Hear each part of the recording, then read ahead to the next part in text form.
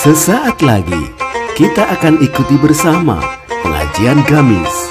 Ngaji Kamis sore IKADI Surabaya. Mari bersama menebar Islam, rahmatan lil alamin. Allah menyatakan, "Idza zulzilatil ardu zilzalaha." Idza itu kan huruf syarat. Karena itu selalu diartikan dengan apabila. Idza zulzilat, fi'ilnya ini, ya, fi'ilnya ini menggunakan fi'il madhi, ya, berbeda dengan fi'il mudhari', Pak.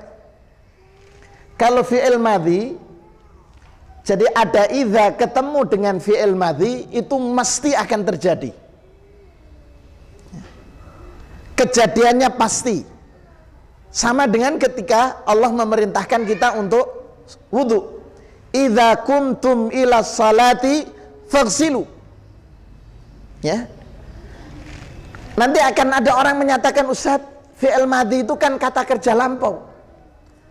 Kok kemudian ini mengisahkan yang akan terjadi?" Iya, karena didahului dengan huruf idza. Sama juga dengan salat. Idza kumtum ila shalah. Jika kamu hendak, bukan jika kamu usai salat baru berwudu, tetapi jika kamu hendak salat, faghsilu. Nah, di sini Allah menyatakan idza zulzilatil ardu. Zulzila ini fi'il madhi dalam bentuk lampau. Jika bumi ini digoncangkan, zilzalaha, dengan goncangan, jadi betul-betul digoncangkan. Kapan ini terjadi, ikhwafillah? Ketika setelah tegaknya hukumah Islamiyah, khilafah Islamiyah ala manhajin nubuwah. Jadi kalau antum nanti mengkaitkan kajian ini dengan tanda-tanda kiamat, itu akan detail, akan menambah keyakinan kita. Jadi tanda-tanda kiamat itu para ulama kan membagi, ada yang membagi dua, ada yang membagi tiga. Dua itu ada tanda-tanda kiamat sughra, ada tanda kiamat kubro. Ada yang mengatakan, kalau Syekh Yusuf Al-Wabil dalam bukunya Asratus Sa'ah itu membagi tiga. Tanda-tanda kiamat yang terjadi dan berakhir, sudah berakhir, tanda-tanda ini sudah terjadi dan sudah berakhir. Seperti diutusnya Rasul, itu tanda-tanda kiamat. Wafatnya Rasul, tanda-tanda kiamat. Kenapa? Karena Rasulullah mengatakan, "Innama bu'ithu baina yaday sa'ati kaha'atain." Saya diutus oleh Allah, antara saya diutus sampai terjadi kiamat seperti ini. Dua jari, dekat. Berarti diutusnya Rasul sebagai tanda kiamat, wafatnya Rasul juga tanda kiamat. Berarti kiamat sudah dekat. Karena itu ada sinetronnya. Ya kan?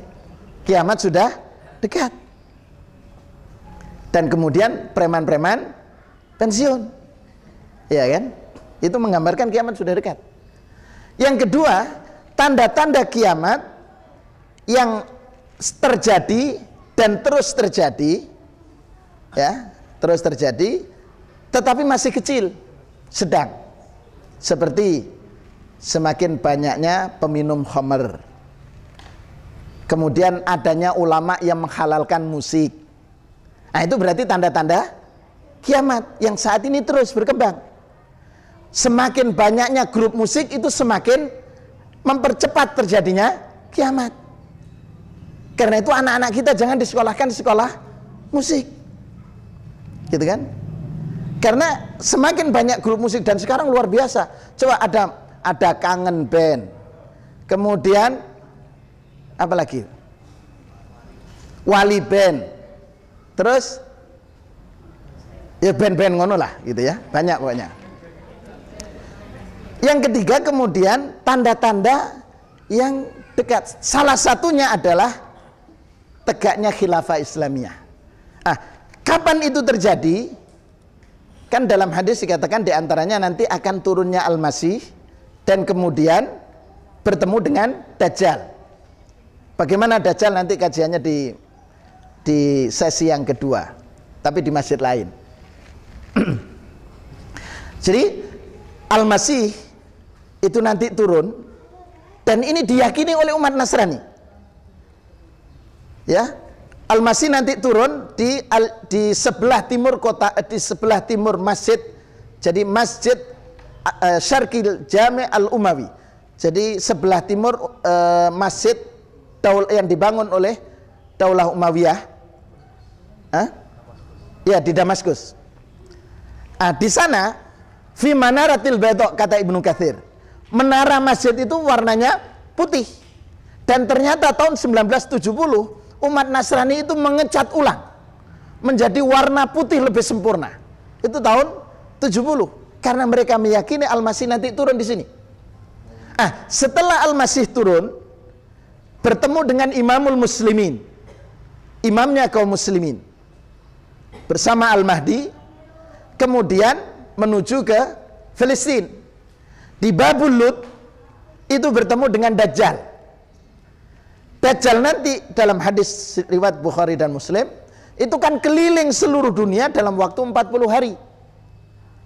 Yang kecepatannya karihil mursalah, seperti angin yang berembus, seperti kecepatan angin tornado, cepat sekali.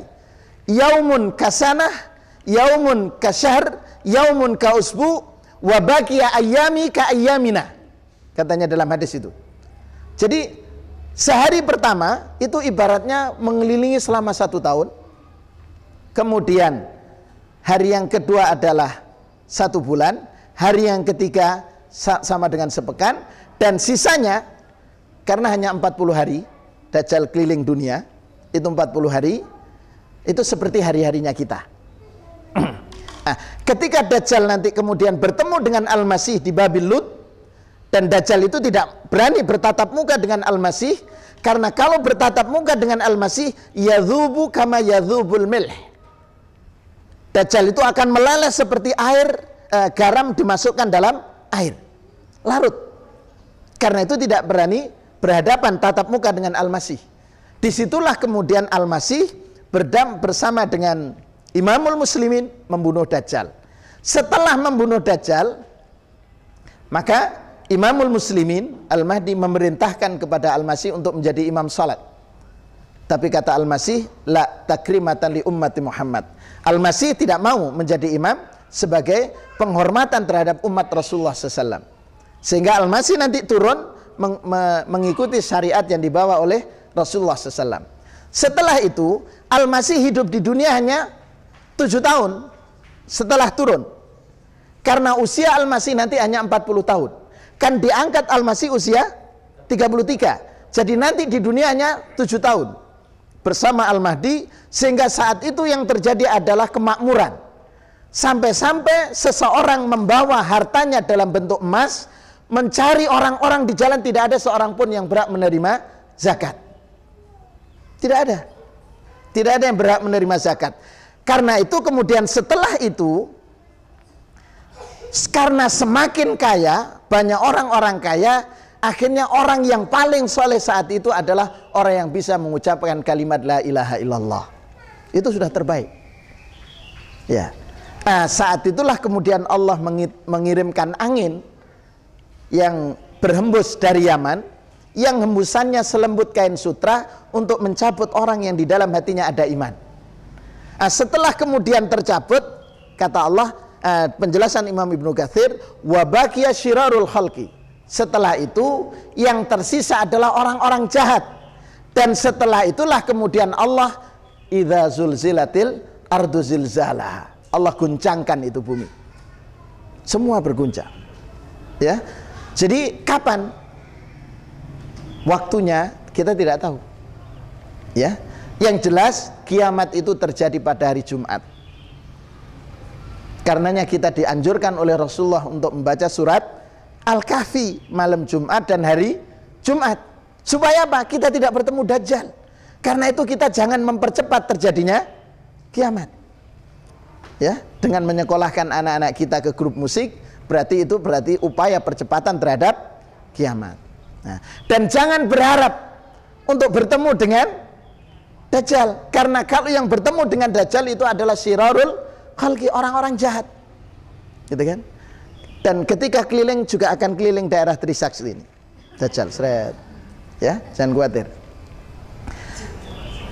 Idza zulzilatil ardu zilzalaha, setelah Allah mengguncangkan bumi ini dengan sedahsyatnya, wa akhrajatil ardu athqalaha, kemudian bumi mengeluarkan yang dikandungnya. Penjelasan para ulama di sini, ya, penjelasan Sayyid Qutb terkait dengan ayat yang pertama, innahu yaumal qiyamah haitsu tartajiful ardu tsabitatu irtijafan wa tuzalzilu zilzalan wa tanfaddu ma fi jawfiha nafdha wa tukhriju ma yuthqiluha ma yathquluha min ajsadin wa ma'adin wa ghairiha mimma hamalatu tawila ka'annaha tatakhaffaf min hadhil athqal allati hamalatha tawilan. Jadi pada hari kiamat bumi ini bergoncang lebih dahsyat daripada gempa. Ada yang pernah mengalami gempa? Tapi kan kira-kira umpamanya 5 atau 7,5 skala Richter. Ada yang pernah? Belum toh? Nggak usah berharap. Ya. Jadi pokoknya dahsyat. Seperti saya terus terang kapan hari sempat melihat tayangan kejadian tsunami yang ada di Aceh itu. Luar biasa paniknya orang, ya kan? Termasuk ketika gempa di Jogja. Itu lebih dahsyat nanti pada hari kiamat. Sehingga apa yang terjadi? Bumi pun tukhriju ma yathqaluha min ajsadin. Bumi itu mengeluarkan apa yang ada di dalamnya. Ma'adin, berbagai macam bentuk tambang, wa ajsad, jasad. Kalau penjelasan Imam Ibnu Katsir begini. Jadi pada saat hari kiamat itu nanti, mohon maaf, seluruh yang ada di makam yang dimakamkan sejak era Nabi Adam sampai kemudian era New Era, ya kan? Era akan datang, ya. Itu semuanya dikeluarkan oleh Allah. Karena itu coba antum cermati, ketika menggali kuburan, yang tersisa apa? Tulang ekor. Dan itulah yang dikumpulkan. Kalau antum sempat ikut mengantarkan pemakaman jenazah di masjid, di samping Masjid Nabawi di Makam Baqi, itu kan sekali satu lubang isinya 3-4 orang. Karena dalam sehari kadang sekali sholat, pada sholat maghrib kadang 3 orang, 5 orang. Itu yang paling bawah orang yang paling banyak hafalannya. Baru kemudian di atasnya, paling sedikit itu yang di atas. Ya. Jadi terbawah. Dan mereka ini setiap 5 atau 6 bulan digali kembali, dipinggirkan tulang ekornya. Kenapa? Karena apalagi pada saat musim haji banyak yang, dan Makam Baqi itu kan segitu aja. Ya. Jadi dipinggirkan. Nah, nanti dari tulang ekor itulah semuanya nanti akan dibangkitkan. Ada yang badannya besar, ada yang kurus, kering, kutilang, kurus, tinggi langsing, bukan, kurus tinggal tulang.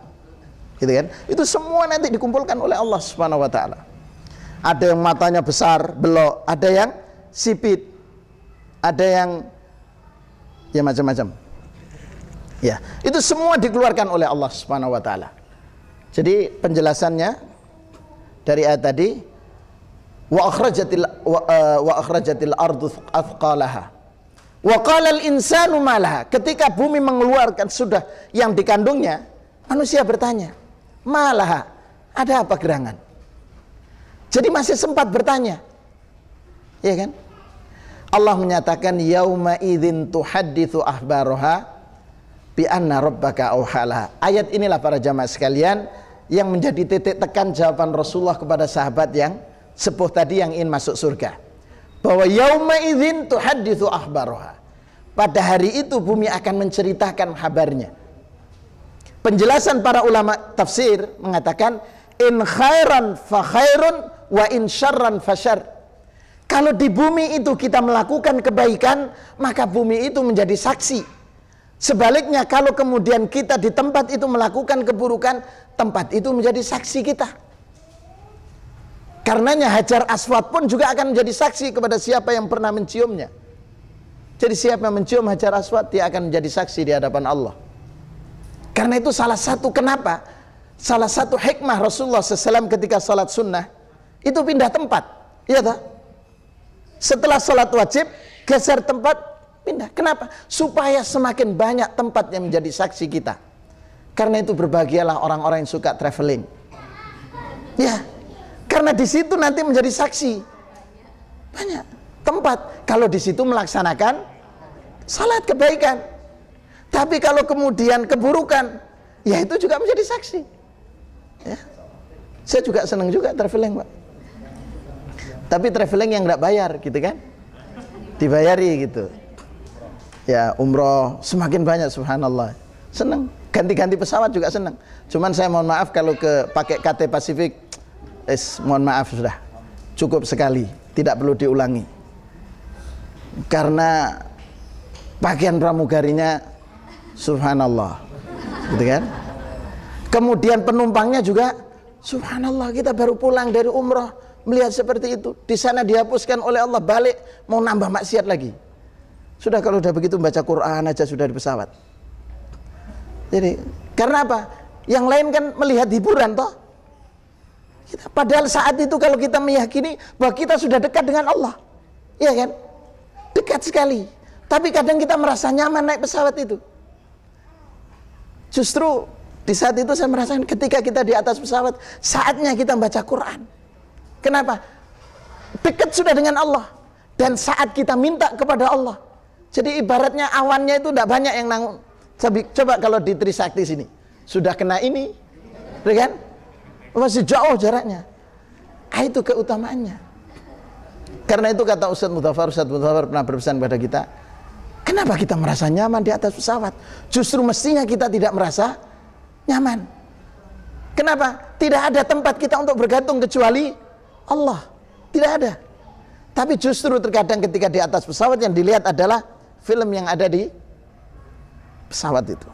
Apalagi dengan Boeing 777 itu kan, semuanya dengan touchscreen, bisa milih apa saja. Karenanya saya sarankan kalau antum naik pesawat, lebih baik naik pesawat Saudi Airlines. Bukan apa-apa, di sana ada tilawah Quran, ada tausiah para ulama, ada ilmu-ilmu yang bermanfaat. Meskipun ada juga hiburan, sepak bola juga ada gitu ya.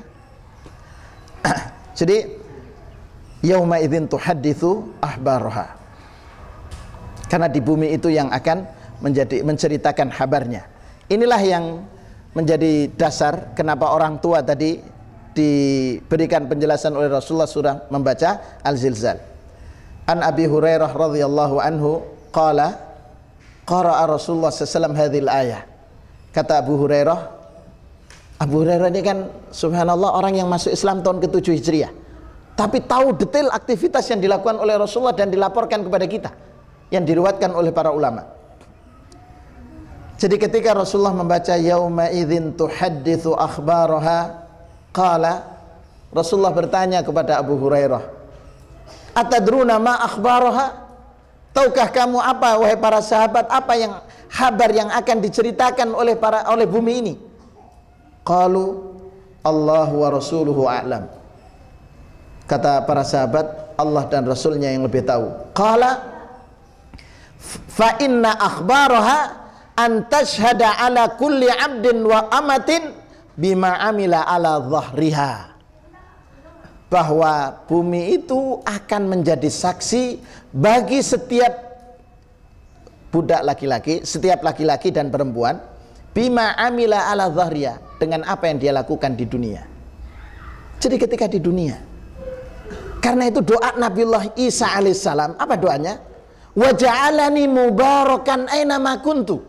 Ya Allah, jadikanlah aku membawa keberkahan di mana saja aku berada. Jadi keberadaan kita dirindukan, bukan justru tidak diinginkan oleh umat. Jadi bagaimana kita dengan ayat ini, kehadiran kita dirindukan oleh orang. Karena itu Rasulullah mengatakan khairun nasi anfa'uhum linnas. Saya terus terang ketika masuk ke kantor, jadi kakek dari Muhammad Al-Fatih.